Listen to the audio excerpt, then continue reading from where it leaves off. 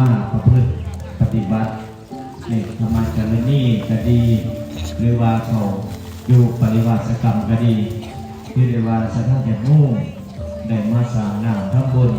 สะสมบุญกุศลในการบริจาคทานเมื่อนี้ก็มีบ้านหลายบ้านแล้วก็มีหลายสถานที่ที่เป็นในการทำการจัดการจัดงานบ่ว่าจะเป็นบุญปฏิบัติธรรมก็ดีหรือว่าบุญปฏิบัติกรรมก็ดีที่มันได้จัดต้องกันสำหรับเมื่อนี้แล้วทางวัดศรีสว่างบรรวายได้จัดการจัดงานบุญปฏิบัติกรรมคือบุญหีบ12ห้อง14ตามหีบตามห้องเฮา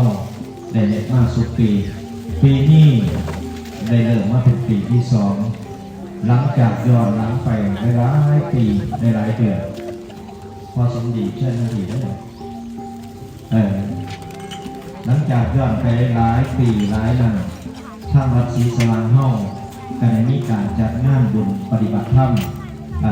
อยู่ประมาณ5-6 ปีสมัยแต่สมามาอยู่แรกๆจากนั้นสมาทางเหินกันเพราะฉะนั้นแล้วขอฝากสัทยาโน้มทุกผู้สุขคนเลย